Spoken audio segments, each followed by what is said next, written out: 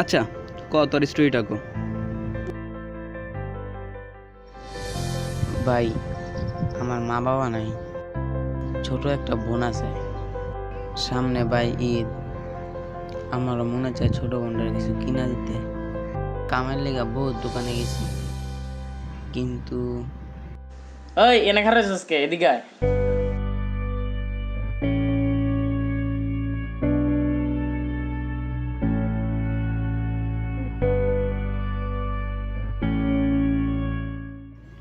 ভাই আমি তো টাকা নিতে আসি নাই।